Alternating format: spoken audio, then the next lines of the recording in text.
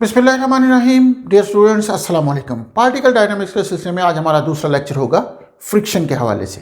चूँकि बॉडी जब मूव करती हैं तो उस सूरत में अगर एक बॉडी दूसरी सरफेस के ऊपर मूव करे या दूसरी बॉडी पर स्लाइड कर रही है तो उस सूरत में उन दोनों के दरमियान एक फोर्स ऑफ फ्रिक्शन होती है।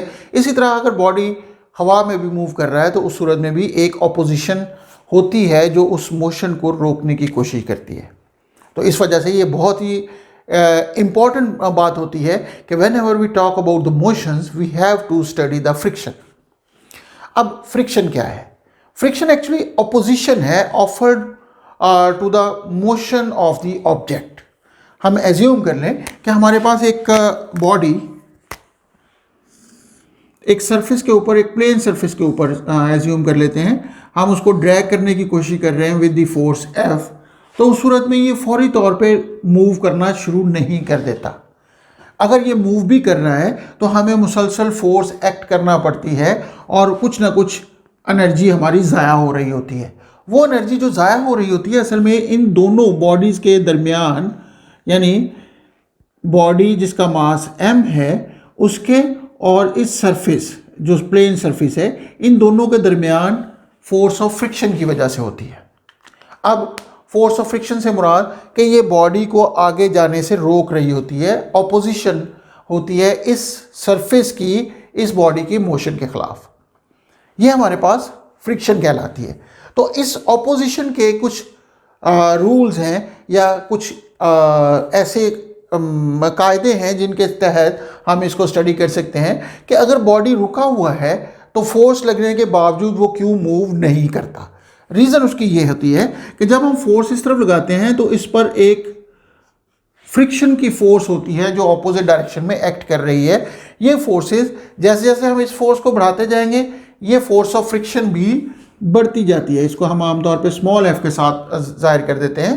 तो जैसे जैसे हम अप्लाइड फोर्स बढ़ाते हैं फोर्स ऑफ फ्रिक्शन भी बढ़ती जाती है। इसका मतलब ये है कि ये बॉडी मूव नहीं करेगा तब तक जब तक फोर्स एक ख़ास लेवल से बढ़ नहीं जाती कि जब फोर्स ऑफ फ्रिक्शन उससे मज़ीद ना बढ़ सके। हम अगर ग्राफिकली इसको रिप्रेजेंट करना चाहें तो we can draw it like this one, कि यह अगर हमारे पास अप्लाइड फोर्स है और ये हमारे पास फोर्स ऑफ फ्रिक्शन के दरमियान अगर हम ग्राफ प्लॉट करते हैं तो हमारे पास एक स्ट्रेट लाइन बनती जाएगी। जैसे जैसे अप्लाइड फोर्स बढ़ती जाएगी फोर्स ऑफ फ्रिक्शन भी बढ़ती जाएगी। लेकिन एक स्टेज ऐसी आएगी जब ये फोर्स ऑफ फ्रिक्शन सफिशिएंट हो जाती है कि उसके बाद मज़ीद फोर्स ऑफ फ्रिक्शन नहीं बढ़ती और ये बॉडी मूव करना शुरू कर देता है। उस वक्त तक जब तक ये ऑपोजिशन है उसको चलने से रोकने के लिए, यानी बॉडीज रेस्ट पे हैं, तो सरफेस और बॉडी के दरमियान जो फोर्स ऑफ फ्रिक्शन होती है इसको हम स्टैटिक फ्रिक्शन का नाम देते हैं। और जब बॉडी मूव करना शुरू कर देता है तो उस वक्त एक constant force of friction act करती है और इस सूरत में हम इसको बॉडी की मोशन के दौरान जो फोर्स ऑफ फ्रिक्शन है, यानी ये हमारे पास फोर्स ऑफ फ्रिक्शन फिर भी होती है, this friction is known as kinetic friction.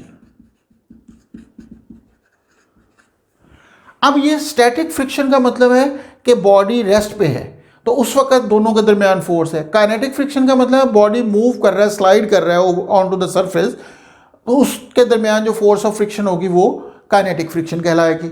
अब जो स्टैटिक फ्रिक्शन होती है, ये स्टैटिक फ्रिक्शन को अगर हम Fs के साथ जाहिर कर दें तो Fs is proportional to Fn, normal force के प्रोपोर्शनल होती है। बाज़ हम सिर्फ इसको n से जाहिर कर देते हैं और ये नॉर्मल फोर्स लाजमी तौर पे अगर इसका वेट mg है तो इस पर force of normal force Fn act करेगी जो कि वेट के बराबर होगी अगर ये हॉरिजॉन्टल सरफेस है। तो अब इस सूरत में इसको इक्वल में बदलने के लिए हमें किसी कांस्टेंट की ज़रूरत होती है और हम कह सकते हैं कि Fs is equal to mu S into Fn, where mu S is called coefficient of static friction. Mu S असल में रेशो है तो हम ये कह सकते हैं कि mu S can be defined as F S over F N, where mu S is called coefficient of static friction.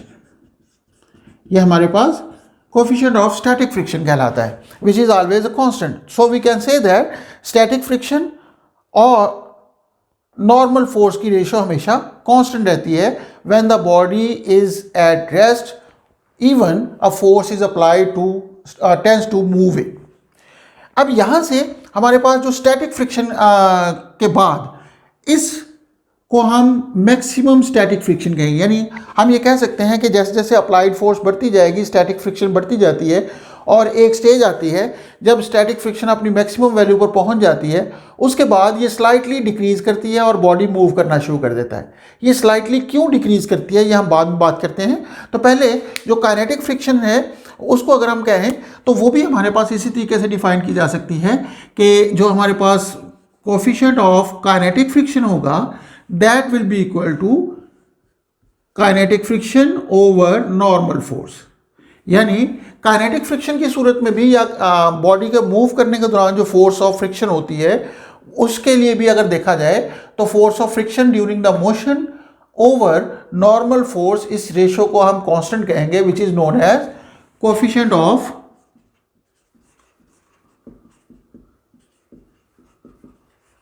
Kinetic friction कहलाएगी। अब कोएफिशिएंट ऑफ काइनेटिक फ्रिक्शन भी हम वैसे ही डिफाइन कर सकते हैं। अब चूंकि ये रेशियो ऑफ टू फोर्सेस है, so we can say that these coefficients are dimensionless constants. अब यहाँ पे हमने बात की कि जो स्टैटिक फ्रिक्शन की मैक्सिमम वैल्यू है और काइनेटिक फ्रिक्शन की वैल्यू है, ये दोनों डिफरेंट हैं। हम ये कह सकते हैं कि हमारे पास F S maximum is greater than F K. जो स्लाइट डिफरेंस है उसकी वजह क्या होती है? उसकी वजह ये, अगर हम उसको माइक्रोस्कोपिकली इसी सिस्टम को देखें तो फ़र्ज़ करें कि मैं इस हिस्से को अगर बड़ा करके देखूं माइक्रोस्कोप की मदद से, और वो माइक्रोस्कोप की मदद से मैं ये देख रहा हूं, तो कोई भी सरफेस जितनी मर्जी स्मूथ हो लेकिन उसके अंदर कुछ ना कुछ इरेगुलरिटीज़ होती हैं, और जब इसके ऊपर कोई ऑब्जेक्ट पड़ा हुआ होता है तो उस सूरत में बाज़ औक़ात ये होता है कि उनके जो इरेगुलरिटीज़ हैं वो एक दूसरे में फंस जाती हैं। यानी वो सेटल डाउन इस तरह हो जाता है बॉडी कि उसमें जो थोड़े बहुत उभार होते हैं वो एक दूसरे में फंस जाते हैं, और इस तरीके से फंसे हुए होते हैं जिनको हम कोल्ड वेल्डिंग का नाम दे देते हैं। हम कहेंगे कि ये कोल्ड वेल्डेड है, और जब ये कोल्ड वेल्डेड है तो इनको एक दूसरे से छुड़ाना मुश्किल काम होगा। यानी हम ज़्यादा जोर लगानी पड़ेगी एक दूसरे से छुड़ाने के लिए। ऐसे ही है जैसे एक ट्रैक्टर किसी जगह पे फंसा हुआ होता है, या गाड़ी किसी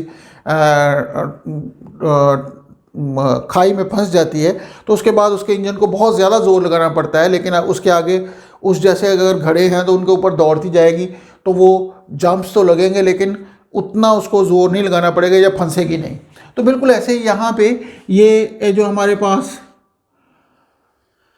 एक दूसरे के अंदर फंसे हुए होंगे बॉडीज़ के, दोनों बॉडीज़ के जो हम्प्स होंगे, तो उनको हम कोल्ड वेल्डेड का नाम देंगे। लेकिन जब ये एक दफ़ा कोल्ड वेल्डिंग टूटती है तो उसके बाद वो उसके ऊपर स्लाइड करना उसके लिए आसान हो जाता है, इसलिए फ्रिक्शनल इफेक्ट यहाँ पर जाके फिर डिक्रीज़ करता है क्योंकि कोल्ड वेल्डिंग यहाँ पे टूट जाती है। तो ये हमारे पास फोर्स ऑफ फ्रिक्शन और उसकी दोनों टाइप्स कही जा सकती हैं।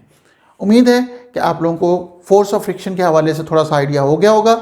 ये हमारे पास सर्फेसेस के दरमियान है, और अल्टीमेटली अगर हम बात करें इसकी एयर की या लिक्विड की, यानी जो फ्लूइड फ्रिक्शन है that is smaller than the solid friction. यानी ये स्टैटिक और काइनेटिक फ्रिक्शन के लिए हम फ्लूइड फ्रिक्शन कम लेते हैं। इसी वजह से आपने देखा होगा कि जहाँ पे दो सर्फेसेस को आपस में मूव करना, रिलेटिव मोशन होती है दो सर्फेसेस की आपस में, तो दरमियान में हम लुब्रिकेशन करते हैं, हम ऑयल वगैरह देते हैं जिससे वो आसानी से मूव कर सकता है। तो आसानी से मूव करने की वजह उनकी लुब्रिकेशन या जो भी ऑयल वगैरह हम यूज़ कर रहे हैं उसकी फोर्स ऑफ फ्रिक्शन कम होती है as compare to solid friction.